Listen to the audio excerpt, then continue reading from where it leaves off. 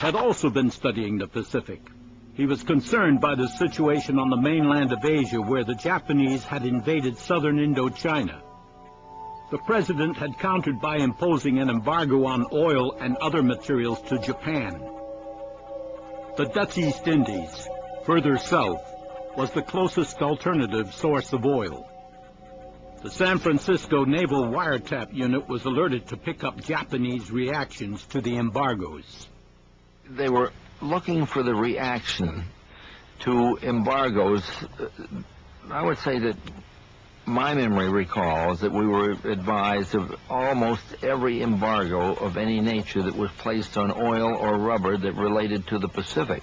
This meant whether it came from the United States or whether it came from India around the Horn there, and we were basically advised to let the translators point to the translators where there was a reference to this embargo. On Oahu, the naval and army commanders heard nothing of the Japanese reactions to the embargoes.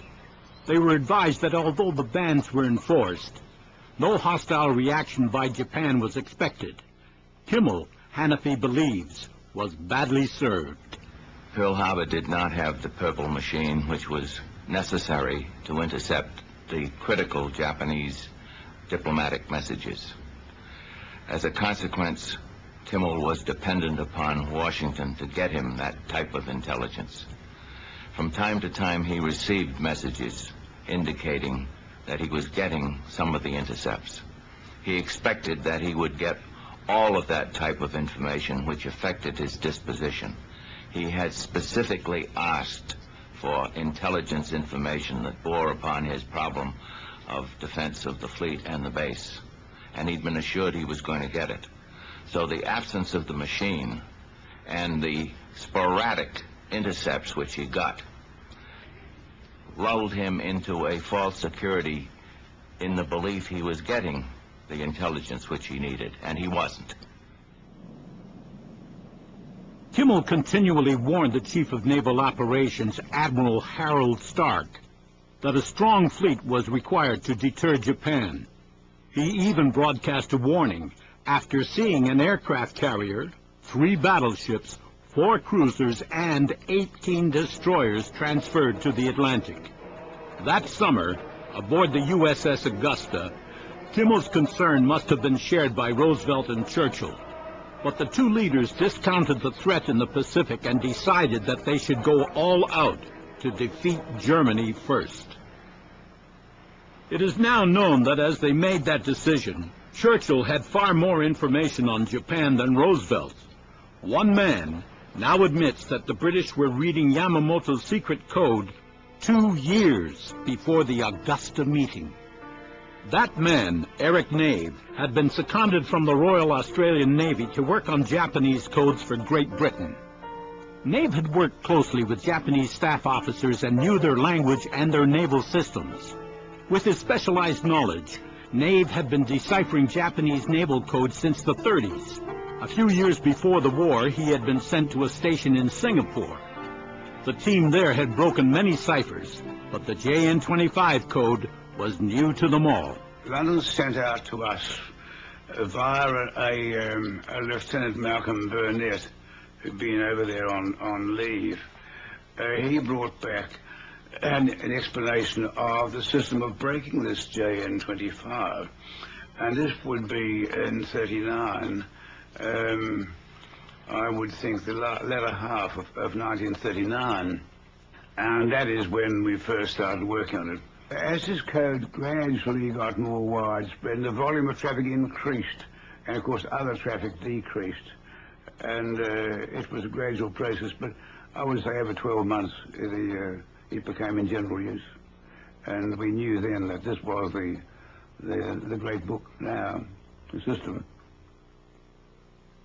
We sent Lieutenant Commander Burnett over to Corregidor to take over and to wise him up into the ways of the JN-25. And he came back and he told me that the Americans were reading, that is, in Corregidor, were reading no operational codes at all. Identification groups revealed information about ships and their locations. All of it was of vital interest to British naval chiefs in London, sometimes revealing Japanese intelligence about British ships. It was crucial to British naval intelligence that every message was intercepted. The reception there in China, and particularly from Hong Kong, stonecutters, was excellent. And we could read Tokyo 24 hours a day. And the possibility of missing an important dispatch, I think, just didn't exist. Atmospherics, of course, was one thing, but you were up against that all the time with wireless. But we generally could overcome that. It gets static very bad at times. It was difficult, yes, but for the most part, we were not in a position where you could miss a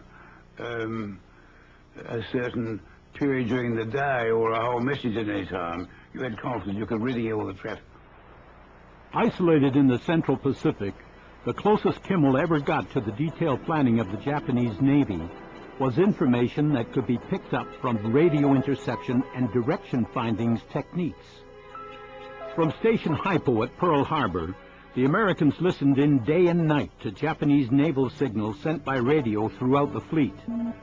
Hypo was one of a ring of stations which worked together to get radio fixes on Japanese naval transmitters. It fell to the head of Station Hypo, Commander Joseph Rochefort, to turn these radio intercepts into useful intelligence.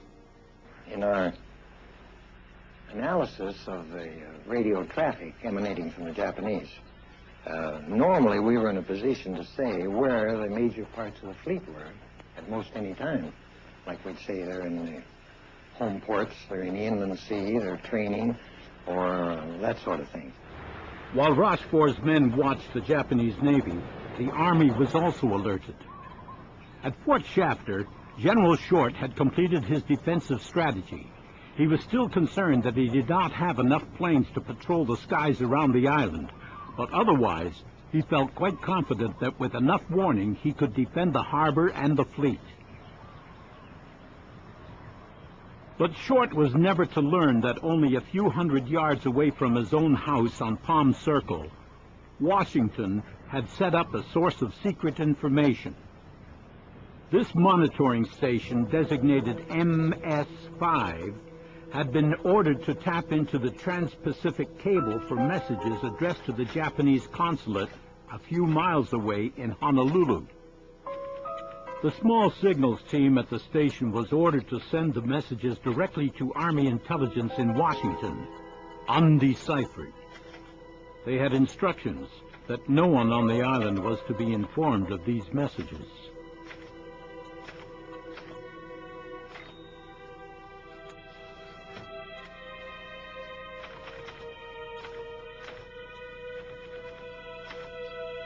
On September 24th, the Army operator intercepted a message for the consulate. It was in a Japanese consular code the Americans could read.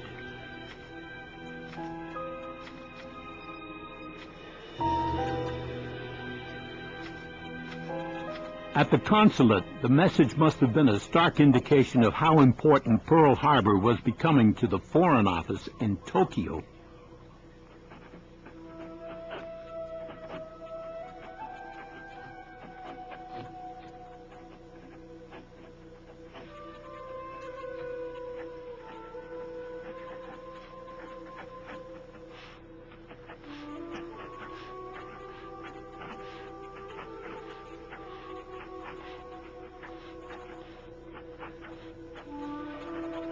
Tokyo also wanted the harbor sectioned into 5 areas. Area A was to correspond to the east side of Ford Island, where the carriers and battleships berthed. Area B was to cover the west side of the island. Area C held smaller ships. Area D had moorings for support vessels, as did Area E. The information demanded was clearly part of a bombing plan. 5 days later, another signal was picked up at the secret station. It seems unbelievable, but neither Short nor Kimmel were informed about any of the signals.